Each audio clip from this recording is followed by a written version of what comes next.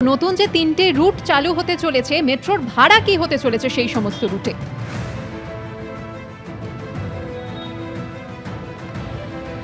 দেখো, প্রাথমিকভাবে যেটা সিদ্ধান্ত নেওয়া হয়েছে যে এয়ারপোর্ট থেকে যে মেট্রো রুট চালু হচ্ছে সেটার ক্ষেত্রে ভাড়া একদম ন্যূনতম ভাড়া ৫ টাকা থাকছে। সেটা কিন্তু শুধুমাত্র একটি স্টেশন যশোর রোড পর্যন্ত। দমদম অবধি আসতে গেলেই সেই ভাড়াটা লাগছে ৩০ টাকা এবং ধর্মতলা অবধি আসতে গেলে ৪০ টাকা ভাড়া লাগছে। ধর্মতলা নেমে যদি হাওড়া ময়দানের দিকে বা শিয়ালদার দিকে আসা হয়, দুটো ক্ষেত্রেই কিন্তু দুটি স্টেশনে পৌঁছতেই ৫০ টাকা ভাড়া লাগবে। আর যদি একেবারে সেক্টর ৫ অর্থাৎ গ্রিন লাইনের প্রান্তিক স্টেশন আপাতত যেটা, সেটা অবধি পৌঁছতে হয়, তাহলে ভাড়া দাঁড়াচ্ছে ৭০ টাকা। আপাতত এরকমই ভাড়ার পরিকল্পনা করা হয়েছে এবং সেই ভাড়ার চার্ট ইতিমধ্যেই বিভিন্ন স্টেশনে টাঙিয়ে দেওয়া হয়েছে এবং সেই অনুযায়ী কিন্তু আজকে থেকে গ্রিন লাইন খুলে যাবে এবং সোমবার থেকে অরেঞ্জ লাইন এবং ইয়েলো লাইন তার যাত্রা শুরু করবে। ধন্যবাদ অরিত্রিক।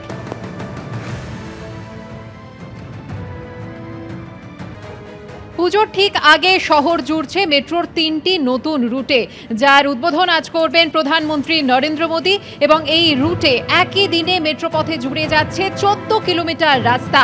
দমদম বিমানবন্দরের সঙ্গে মেট্রোপথে যুক্ত হচ্ছে ধর্মতলা শিয়ালদা। বিস্তারিত জানবো, কথা বলবো আমাদের প্রতিনিধি অরিত্রিক ভট্টাচার্যের সঙ্গে।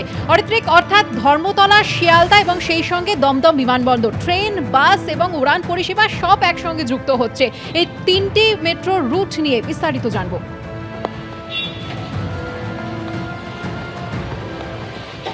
দেখো, শুধু শিয়ালদা নয়, হাওড়াও যুক্ত হচ্ছে একইভাবে।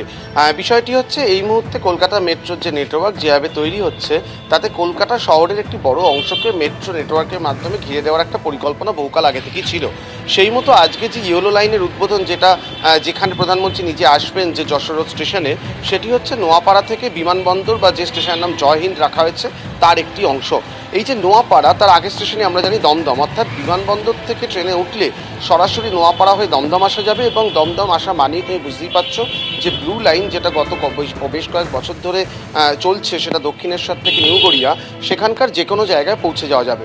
সেই রুটেই পড়ছে ধর্মতলা এবং ধর্মতলা থেকে যদি গ্রিন লাইনের ট্রেনে ওঠা যায় শুধুমাত্র প্ল্যাটফর্ম বদল করে, তাহলে কিন্তু একদিকে সেক্টর ৫, একদিকে হাওড়া ময়দান অবধি যাওয়া সম্ভব। যে কানেকশনটা আজকের আগে ছিল না, অর্থাৎ আমরা জানি বউবাজার বিপর্যয়ের পর হাওড়া এই ধর্মতলা এবং শিয়ালদার মাঝামাঝি ট্রেন শুধু যাতায়াত করতো না, সেটাও কিন্তু আজ থেকে জুড়ে যাচ্ছে। এমনকি সেখানে সাধারণ যাত্রীদের জন্য পরিষেবাও আজকে বিকেল থেকেই টেন্টেটিভলি সন্ধ্যে ৬টা বলা হয়েছে, তারপর থেকে কিন্তু চালুও হয়ে যাচ্ছে। অর্থাৎ একবার ধর্মতলা নামলে একদিকে শিয়ালদা, একদিকে হাওড়া, দুদিকেই যাওয়ার সম্ভাবনা থাকছে। পাশাপাশি যে রুট চালু হচ্ছে আজকে, সেটা হচ্ছে নিউ গড়িয়া থেকে একটি রুট, সেটা আমরা জানি রুবি অবধি চলাচল করছিল এখনো অবধি, সেটা বেলেঘাটা অবধি আসছে। সেই কানেকশনটাও কিন্তু শুরু হয়ে যাচ্ছে।